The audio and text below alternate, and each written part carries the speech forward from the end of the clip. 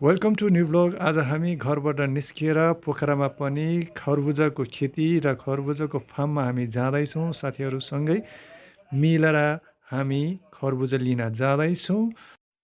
हामी दिपक सरको घरमा बसेर जान्छौँ। दिपक सरले हामीलाई मिठो खाजा खुवाउनुभयो। खाजामा केरा स्याउ छ र त्यसपछि खाएर हामी निस्किन्छौँ।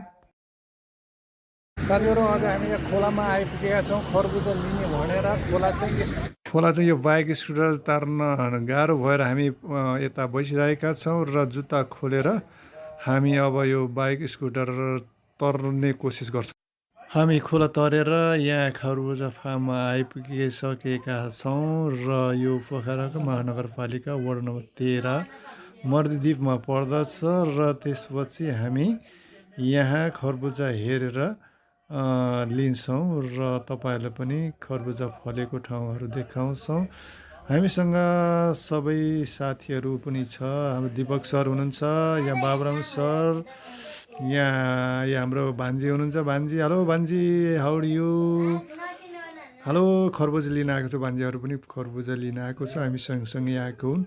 हामीसँग 5-7 जना ग्रुपहरू हुनुहुन्छ र यो खरबुजा लिनको निम्ति हामी लगभग 1 घन्टाको यात्रा र खरबुजा कास्की जिल्ला पोखरामा पनि हुँदो रहेछ भन्ने विषयमा हामी हेर्नको निम्ति पनि हामी आएका हौँ र बाटो त्यति सहज। खरबुजाको बारी हामी खरबुजा टिप्न आइरहेका छौँ र यहाँ चाहिँ अर्ग्यानिक खरबुजा, अर्ग्यानिक तरबुजा, कास्की जिल्लाको खरबुजा र अहिले तपाईँलाई कास्की जिल्लामा पनि यसरी खेती किसान गरेर उत्पादन खरबुजा उत्पादन गरी मणिद्वीप कृषि फार्म।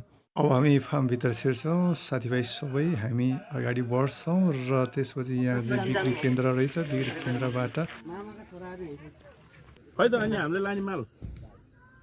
कास्कीमा 15 किलोको खरबुजा देखाउनेछौँ। ओ माई गड, ल यहाँ देखियो तपाईँले खरबुजा देख्नुहोस्। खरबुजा तरबुजा देखियो हामीले, होइन?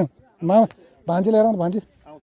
ए बाबुराम सर चाहिँ अगाडि बढ्दै हुनुहुन्छ खरबुजा टिप्नको लागि। खरबुजा हामी लिन आइरहेका। वा, खरबुजा देख्नुहोस्। ल पल्टाउनु जस्तो तस्तै। वा, खरबुजा। ल हामी अब खरबुजा ल देख्नुभयो। तपाईँको कास्की जिल्लामा पनि उत्पादन खरबुजा तरबुजाको उत्पादन यहाँ चाहिँ तपाईँको लगभग 20-25 किलोको खरबुजा हेर्नुहोस्। यहाँ हाम्रा मित्रले, हाम्रो भाइहरूले यसरी चाहिँ खेती किसान गरेको छ। कास्की जिल्लामा पनि यो नगरपालिका हो, महानगरपालिका। त्यसो भए त 13 पऱ्यो। ए कास्की जिल्ला वार्ड आरमा पऱ्यो यो बिजयपुर। ए माधे खोला उता पारि, यो त कास्की जिल्ला नगरपालिकाभित्र पनि। हामी यहाँ कृषि क्षेत्रमा प्रवेश गरेर हामी अहिले पाएको छैन अझै यो।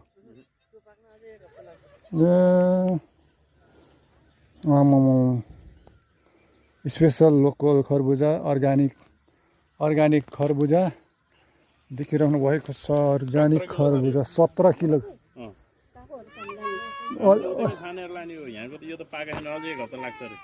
भान्जा ल ल दिन्छ।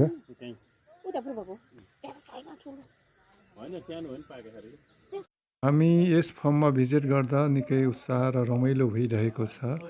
यदि राम्रो कास्की जिल्ला पोखरामा पनि र गरे के हुन्न भन्ने विषयमा यहाँको भाइहरूले देखाएको छ र हामीले पनि खुसी लागेको छ। र किनभने अर्ग्यानिक खरबुजा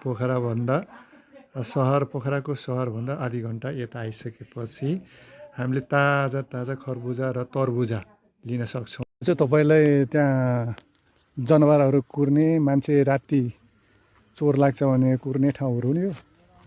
यहाँ चाहिँ टोनेला लगाएका छन्।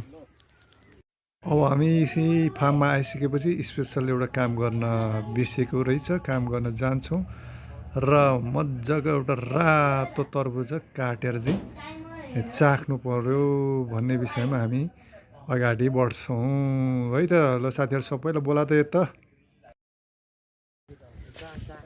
चाख्नलाई ठुलो कुरो भएन है त। देख्नु पनि थिङ सर, भएको घर देख्नुभयो तपाईँले? उतैतिर बाटोमा भेट्यो होला बरु। होइन उहाँलाई बाटोमा त चिन्न नभेट्नु उहाँले त राम्रोसँग चिनेकै मान्छे नि त्योहरू अलिक ठुल्ठुलो खोज्नुपर्छ पाउँदैन फेरि पाके कि पाकेन हेर्नुपर्छ भाइहरूले हेर्छ त्यो हरियो खाने भयो उताको हरियो चाहिँ के हो तरबुज हो खरबुज हो तरबुज हो सबै तरबुज हो त्यो हरियो त तरबुज हो कि यो मिठो कि त्यो मिठो दुइटै उयो स्वाद किन्नु हुन्न नि न यहाँ भाइहरूले चाहिँ पाकेको र नपाकेको हुँदो रहेछ अनि पाकेको अलि ठुल्ठुलो छैन यसको मलाई 3-4वटा होइन अरू टोटल अब टोटल कति चाहिन्छ त ल स्पेसल खरबुजा आइपुगेको ल यो चाहिँ त अहिले हामी फार्ममा आएर खरबुजा खाँदैछौँ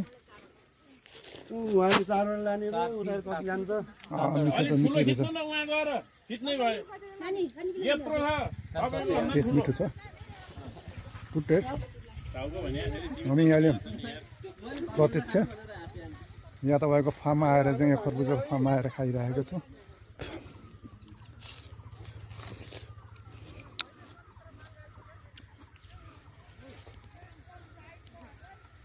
गुड टेस्ट धेरै खुसी लागेको छ भर्खरको युवाले यति मेहनत गरेर कृषि फार्म खोलेर चाहिँ आफ्नो देशमा यसरी उत्पादन गरिरहेको छ र खुसी लागेको छ हामी पछिँदैछ अलि यो किसानतिर हो अहिले म स्कुल गाडी यो त भाइहरूले ए भाइहरू हो भाइहरूलाई राम्रो गुड जब धेरै धेरै राम्रो काम गर्नुभयो फेरि हामी आउँछौँ साथीहरू यहाँबाट अब पानी परेको अवस्था छ हामी चाहिँ पानीबाट अब घरतिर फर्किँदैछौँ यहाँ चाहिँ त सबै खरबुजा यसरी लोड गरिएर मार्केटमा लिएर जाँदैछ हामीले पनि अलिकति ल्यायौँ अब हामी फर्किँदैछौँ बाबा